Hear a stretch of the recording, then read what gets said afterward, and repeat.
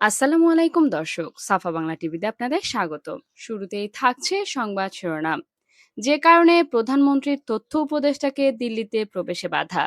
থাকছে কিভাবে দুবাইয়ে গ্রেফ থাকছে কিভাবে দুবাইয়ে গ্রেফতার বেনজিরের কাছে একাধিক দেশের পাসপোর্ট। জানাবো ইরান যুক্তরাষ্ট্র চুক্তির পর বিশ্ব নেতাদের প্রশংসায় ভাসছে পাকিস্তান। আর থাকছে বসবাসে বাধ্যতামূলক নতুন নিয়ম করল সৌদি। সবশেষ থাকছে খালেদা জিয়াকে কালো মানিক উপহার দিতে চাওয়া সোহাগ গ্রেফতার। এবার বিস্তারিত। ভারত সফরে গেলে দিল্লির ইন্দিরা গান্ধী আন্তর্জাতিক বিমানবন্দরে প্রধানমন্ত্রীর তথ্য ও সম্প্রচার বিষয়ক উপদেষ্টা ডক্টর জাহেদুর রহমানের রোববার আটক দেয় রোববার আটকে দেয় ভারতীয় ইমিগ্রেশন কর্তৃপক্ষ। পরে উচ্চ মহলের নির্দেশে অনুমতি দেওয়া হলেও প্রধানমন্ত্রীর উপদেষ্টা দিল্লিতে প্রবেশ না করে কলম্বো হয়ে ঢাকার পথে রওনা দেন। রোববার ভারতীয় সংবাদ মাধ্যম নিউজ 18 এর এক প্রতিবেদনে এ তথ্য জানানো হয়েছে। প্রতিবেদনে সংশ্লিষ্ট সূত্রের বরাতে বলা হয়, একটি সরকারি বৈঠকে অংশ নিতে প্রতিনিধি দলের সদস্য হিসেবে ভারতে পৌঁছানোর পর নিয়মিত ইমিগ্রেশন প্রক্রিয়ার সময় জাহিদুর রহমানের নাম নিরাপত্তা সংক্রান্ত একটি নজরদারি তালিকায় শনাক্ত হয়। এর পরপরই তাকে অতিরিক্ত যাচাইয়ের জন্য বিমানবন্দরে আটকে রাখা হয়। সূত্র জানায়, সোমবার থেকে দিল্লিতে অনুষ্ঠেয় ইন্ডিয়ান ওশান রিম অ্যাসোসিয়েশনের জ্যেষ্ঠ কর্মকর্তাদের 2 দিনের বৈঠকে অংশ নিতে প্রধানমন্ত্রীর তথ্য ও সম্প্রচার এবং সংস্কৃতি বিষয়ক উপদেষ্টা রোববার সন্ধ্যায় দিল্লির ইন্দিরা গান্ধী আন্তর্জাতিক বিমানবন্দরে পৌঁছান। ওই বৈঠকে তার বাংলাদেশ প্রতিনিধি দলের নেতৃত্ব দেওয়ার কথা ছিল। জানা গেছে, ওই বৈঠকে বাংলাদেশ প্রতিনিধি দলের নেতা হিসেবে উপদেষ্টার অংশগ্রহণের বিষয়ে গত শুক্রবার দিল্লিতে বাংলাদেশ হাই কমিশন আনুষ্ঠানিকভাবে ভারতের পররাষ্ট্র মন্ত্রণালয়কে জানিয়েছিল। কিন্তু সন্ধ্যায় দিল্লি বিমানবন্দরে অবতরণের পর তাকে রহস্যজনক কারণে ভারতের ইমিগ্রেশন কর্তৃপক্ষ 2.5 ঘন্টা বসিয়ে রাখে। তাকে দিল্লিতে প্রবেশের অনুমতি দেওয়া হবে কিনা সে বিষয়টি স্পষ্ট করেনি। এমন পরিস্থিতিতে জাহিদুর রহমান দেশে ফেরার সিদ্ধান্ত নেন। রাতেই তিনি দিল্লি থেকে কলম্বোর উদ্দেশ্যে রওনা করেন। সোমবার দুপুরের আগেই তার দেশে ফেরার কথা রয়েছে। এদিকে দুবাইয়ে গ্রেফতার পুলিশের সাবেক আইজি বেনজির আহমেদের কাছে একাধিক দেশের পাসপোর্ট পাওয়া গেছে। রোববার 14 জুন দুবাইয়ের একটি সূত্র জানায়, বাংলাদেশ ছাড়াও তার কাছে পর্তুগালের পাসপোর্ট রয়েছে। এছাড়া তার কাছে সংযুক্ত আরব আমিরাতে বসবাসের অনুমতিপত্র আছে। এর আগে দুদকের একটি মামলায় দুবাইয়ে বেনজির আহমেদকে গ্রেফতার হওয়ার কথা জানান বাংলাদেশ পুলিশের দায়িত্বশীল একাধিক কর্মকর্তা। দুদকের মামলায় 2025 সালের ফেব্রুয়ারিতে বেনজির আহমেদের বিরুদ্ধে ইন্টারপোলের মাধ্যমে রেড নোটিশ জারি করে সরকার। দুবাইয়ের একটি সূত্র জানায়, গত 12 জুন দুবাইতে এলে বেনজির আহমেদকে গ্রেফতার করা হয়। তাকে জিজ্ঞাসাবাদ করা হচ্ছে। এর আগে রোববার সকালে বিশ্বস্ত সূত্রে সাবেক আইজিপি বেনজির দুবাইয়ে গ্রেফতার হওয়ার বিষয়টি জানতে পারে বিভিন্ন গণমাধ্যম। এ খবর জানার পর পুলিশ সদর দপ্তরের 2 জন অতিরিক্ত আইজিপি, একজন ডিআইজি ও একজন এআইজির কাছে ফোন করে এই বিষয়টি জানতে চাওয়া হয়। তারা প্রত্যেকে বেনজির আহমেদ দুবাইয়ে গ্রেফতার হওয়ার কথা নিশ্চিত করেন। তবে আনুষ্ঠানিক বক্তব্য দিতে নাম প্রকাশে রাজি হননি কেউ। নাম প্রকাশ না করার শর্তে পুলিশের এক কর্মকর্তা বলেন, গত 12 জুন দুবাই ইন্টারপোল থেকে বাংলাদেশ পুলিশের কাছে একটা চিঠি এসেছে।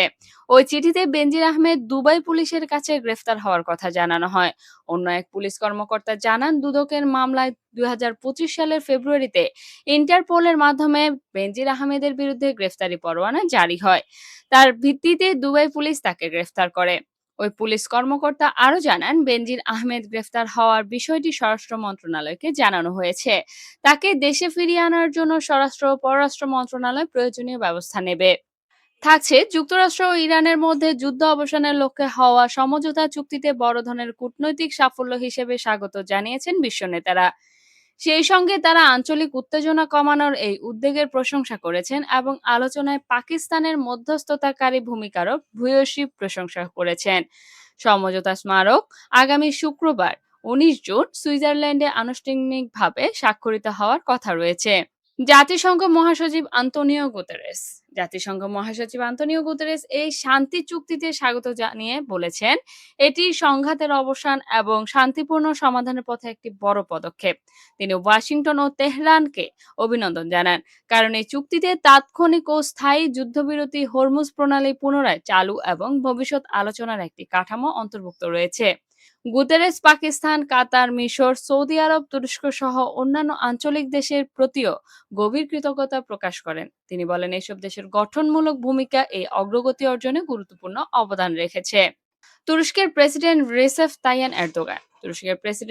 তাইয়েন এরদোগান চুক্তিটিতে আঞ্চলিক শান্তি ও স্থিতিশীলতার জন্য গুরুত্বপূর্ণ অগ্রগতি বলে উল্লেখ করেছেন। সামাজিক যোগাযোগ মাধ্যম এক্সে দেওয়া এক পোস্টে তিনি বলেন, ওয়াশিংটন ও তেহরানের মধ্যে এই সমঝোতা অঞ্চলে শান্তি প্রতিষ্ঠার পথে একটি গুরুত্বপূর্ণ পদক্ষেপ। এরদোগান পাকিস্তানের ব্যতিক্রমী মধ্যস্থতার প্রচেষ্টার প্রশংসা করেন এবং চুক্তি সম্পাদনে যুক্তরাষ্ট্র ও ইরানের নেতৃত্বকেও স্বীকৃতি দেন। তিনি আরো বলেন, কূটনৈতিক প্রচেষ্টায় সহায়তা দেওয়ার জন্য কাতার ও সৌদি আরবকেও আমি ধন্যবাদ জানাচ্ছি।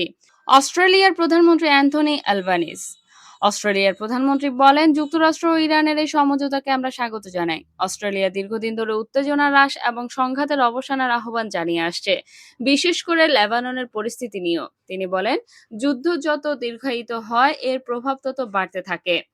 ভবিষ্যতে উত্তেজনা এড়াতে সংযম ও গঠনমূলক সংলাপ অপরিহার্য। তিনি পাকিস্তান, কাতার ও সৌদি আরব, তুরস্ক সহ অন্যান্য মধ্যস্থতাকারী দেশের প্রচেষ্টারও প্রশংসা করেন। ফ্রান্সের প্রেসিডেন্ট ইমানুয়েল ম্যাক্রো ফরাসি প্রেসিডেন্ট ইমানুয়েল ম্যাক্রো বলেন, যুক্তরাষ্ট্র ও ইরানের মধ্যে হওয়া এই চুক্তি আমি স্বাগত জানাই। এটি বিভিন্ন অংশীদারের যৌথ কূটনৈতিক প্রচেষ্টার ফল। তিনি দ্রুত ও পূর্ণাঙ্গভাবে চুক্তি বাস্তবায়নের আহ্বান জানান এবং বলেন, এর মাধ্যমে হরমুজ প্রণালী দ্রুত ও নিঃশর্তভাবে খুলে দেওয়া সম্ভব হবে।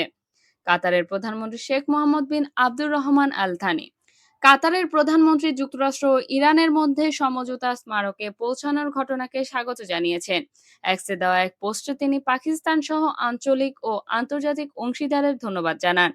তিনি বলেন, তাদের সহযোগিতায় আলোচনার জন্য অনুকূল পরিবেশ তৈরি করেছে এবং সমঝোতা অর্জনে গুরুত্বপূর্ণ ভূমিকা রেখেছে। এদিকে সৌদি আরবে বসবাসরত প্রিমিয়াম রেসিডেন্সি হোল্ডারদের জন্য এখন থেকে একটি নির্দিষ্ট কাজের অনুমতিপত্র বা ওয়ার্ক পারমিট নেওয়া বাধ্যতামূলক করা হয়েছে।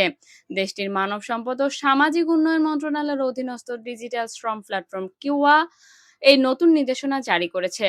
স্থানীয় দৈনিক ওকাস পত্রিকার বরাতে জানা গেছে, এই বিশেষ ওয়ার্ক পারমিটটি পাওয়ার জন্য প্রতি আবেদনকারীকে 100 সৌদি রিয়াল ফি প্রদান করতে হবে। সম্প্রতি কিউয়া প্ল্যাটফর্মটি ব্যবসা প্রতিষ্ঠানের সাবস্ক্রিপশন, প্রশিক্ষণ চুক্তি, কর্মীদের পদত্যাগ ও ভিসা সংক্রান্ত বিভিন্ন সেবার প্রক্রিয়া সহজ ও সুনির্দিষ্ট করতে একগুচ্ছ নতুন নির্দেশনা প্রকাশ করেছে।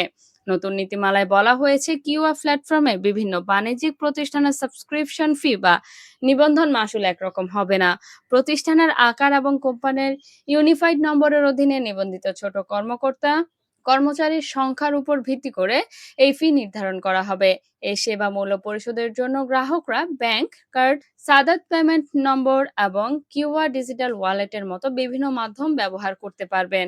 অপরদিকে বিএনপি চেয়ারপারসন ও সাবেক প্রধানমন্ত্রী বেগম খালেদা জিয়াকে কালো মানিক নামের এক গরু উপহার দিয়ে আলোচনায় আসা পটুয়াখালীর মির্জাগঞ্জ উপজেলার সোহাগ মৃধাকে হত্যা প্রচেষ্টা ও পর্নোগ্রাফি মামলায় গ্রেপ্তার করেছে মির্জাগঞ্জ থানা পুলিশ।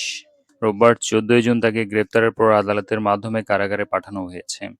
গ্রেপ্তার সোহাগ মৃধা উপজেলার ৩ নম্বর আমরাগাছিয়া ইউনিয়নের উত্তর ঝটিবুনিয়া ৯ নম্বর ওয়ার্ডের মৃত বেলায়েত হোসেনের ছেলে। পুলিশ জানায়, সোহাগ মৃধার বিরুদ্ধে সাম্প্রতিক একটি মামলা ও হত্যাচেষ্টা মামলা সহ পর্নোগ্রাফি নিয়ন্ত্রণ আইনে মামলার আইনগত ব্যবস্থা গ্রহণের অংশ হিসেবে তাকে গ্রেপ্তার করা হয়েছে।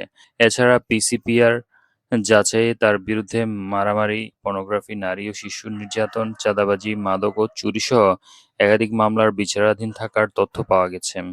মামলার এজাহার সূত্রে জানা গেছে, গত ১০ জুন বিকেলে উপজেলা উত্তর ঝটিবুনিয়া এলাকায় পারিবারিক বিরোধের জেরে সংঘর্ষের ঘটনা ঘটে।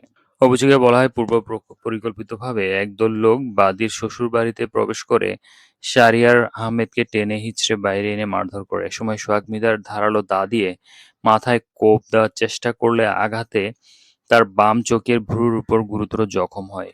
এ সময় তাকে রক্ষা করতে এগিয়ে এলেন শারমিন সুলতানা ও মাহিনুর বেগমও হামলার শিকার হন বলে অভিযোগে উল্লেখ করা হয়েছে।